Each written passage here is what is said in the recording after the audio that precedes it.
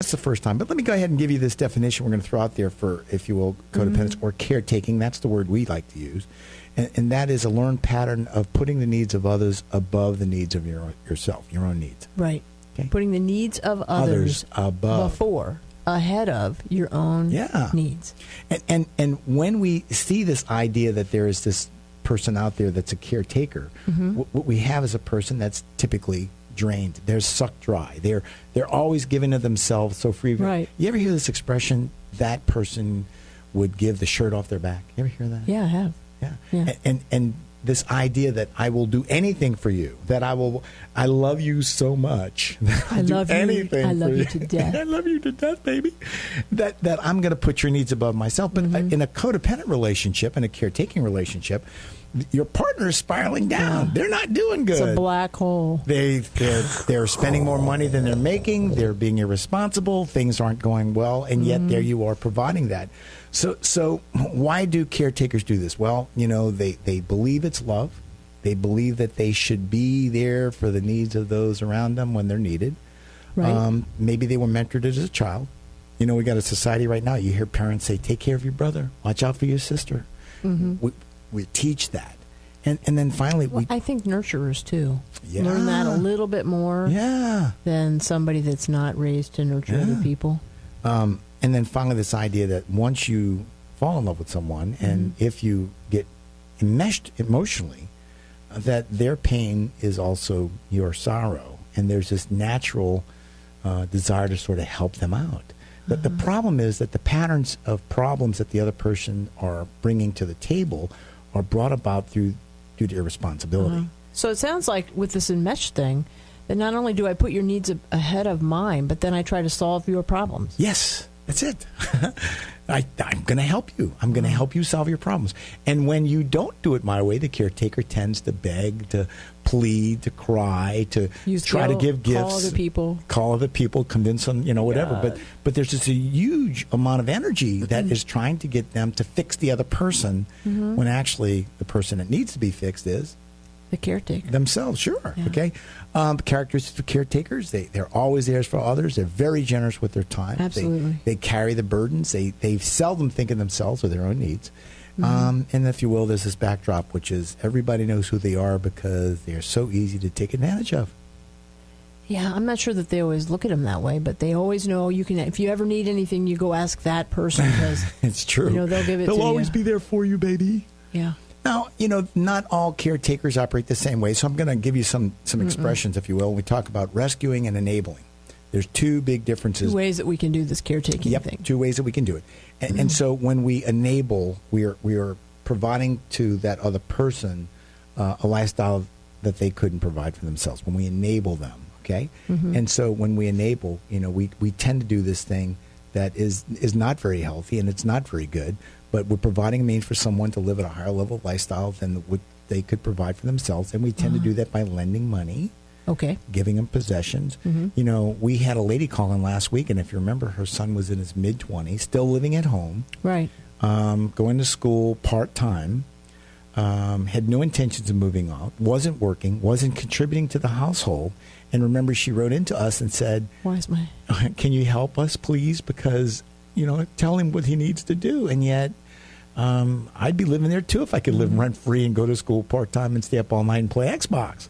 Right. Enabling. So that's part of that backdrop to how we get involved with others. Right. We enable. And so telling the person that's being helped out, that's being given this artificial... it's artificial. That's a good word for it. It's not this real, artificial level of living that they think they can sustain it. They think they're doing it. Sure, that's what's interesting. They think they're doing it, and they don't even give credit to the person that's helping them out. But when you try to tell them this, they don't get it because their life is working. It's true. That's the interesting thing when somebody else props you up. Your life is working. Sure, yeah. And so the son, if you will, why should I move out? Mom's taking care of me. Yeah, he's going to look at you. You take him to the therapist or ask somebody to intervene, and he's going to say, why would I give up such a good thing? He's not going to tell mom that. I agree. But he's going to, everybody around him probably knows. So people that enable typically really are clueless that they're doing it. They think they have a reason. They think that I love you, you're my son, you're my daughter, you're my relative, I'm supposed to do this for you. And I'm going to some extent, tell you when I use the word clueless, I don't mean they're clueless as in stupid or idiot, but they've got misguided priorities, okay? The problem with enabling is the person that you're helping. Right. You're disabling their development. They're not problem solving to get their life moving because you're problem solving for them. Yeah. So they allow others to carry the burdens of their issues and problems. Well, that's what happens, I think, over time. They may not initially just allow you to carry their burdens, but as you do for them, they just kind of quit feeling a need to do for themselves. Yes, I agree completely. And so they will let you and say nothing because, again, my life's better. and if you're one of these persons that's done this, and, again, Carrie and I work at interventions, we see a lot of folks, they really don't get it that this thing that you're doing, this enabling, this giving of money and time and possessions and blah, blah, blah, it's going to get worse over time. Absolutely. That is, the person that you have taken responsibility for, well, they're disengaged from responsibility in their own lives, and it's a spiraling down. It eventually is going to bottom up. Things are going to get worse over time. Right. And part of that worse may be finally the person that is taking care of them feels like they're being taken advantage of. Yes, that's true. That's part of that final spiral, the sucking sound as the drain is emptying and you're going down it too. Wait, no. But we talked about enabling, and we didn't talk about rescuing. Well, we started with the two ways to do it. Enabling is one, and enabling you kind of prop the person up and give them an artificial lifestyle, which is different than rescuing. Yes, and rescuing is that where we're preventing the negative pressures of life from having an impact on that person. Yeah. And if you will, we tend to bail them out of desperate situations. This is what's happening when rescuing is going on. The bell is going off. Help me. The klaxon. Help me. Yeah. Oh, my God. Help me. I'm dying. I can't make it. No, you don't understand. You can't let this happen to me. And we've got some really cool letters that were written in tonight for people that are attempting to be, or they're being asked to rescue. Okay. Yeah. But you're saving the person from a desperate situation that they have created, usually on their own. Right. Okay. Now, and that's the difference. It's a desperate situation. Desperate situation. Most often, they have created it through their own poor choices, their own irresponsibility, and now they're looking for somebody else to clean up their mess. Yes, that's correct. Not to be confused, I'm watching the TV tonight, and there's a lot of tornadoes and major destruction. Moving in to help those people do the acts of God. Well, that's not rescuing. That's not rescuing. Irresponsible. They didn't create this due to irresponsibility. These things happened, and now they need some help. But so when we talk about rescuing, we're attempting to bail out someone that's caused or created its issues through their own irresponsibility. Okay, and the problem with rescuing is that it prevents learning from your own mistakes. Right. We got some great questions tonight and some comments written in by some of our listeners. But when I keep bailing you out, you're not learning. No. You're not going to get any better. I should expect you to do it again and again. Unfortunately, part of the real problem of life is you and I go to work and raise kids and drop them off and pick them up. We're learning to be socially responsible to the world around us. Yes. Socially responsible. I love that. It's how we connect into society. The things we do. We go to work. We get jobs. We pay our bills. And so we run a budget. We buy what we can afford. We save money. Yeah. So if I got my taxes and I bought a hot tub but I didn't pay my bills, that's social irresponsibility. Right. Got that? Typically, when we rescue others, problems are going to get worse. It's going to get worse because their pattern of creating these types of dilemmas is going to continue. Yeah. And if you will, when we rescue that other person, we tend to give a false sense of security because we'll always be there. Right. Dad, mom, whoever is bailing you out, there's this notion they'll always be there for me. They love me so much. And so it's just not a good thing. When we see people rescue, do you have any feedback on how you see it typically done? I see money is usually involved. Yeah, money. Somebody's calling. Oh my God, I can't make my rent. Oh my God, they're going to take my car. Oh my God.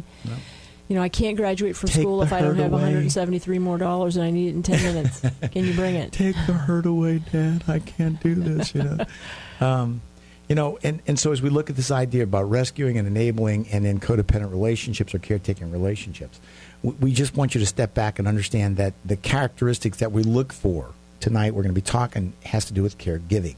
Caregiving are people that I extend to you helpful information, helpful hand, but I don't take responsibility for the problems. Right. And so the idea of people that are caregivers is that they direct their energy in a healthy productive way to enhance the lives of others in a way that's prospers responsible living.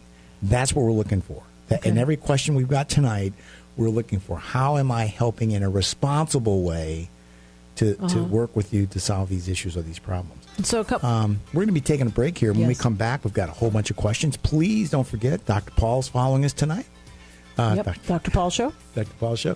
And IRN Broadcast is out there for all of our previous shows. We thank you so much. We'll be back in about 3 minutes.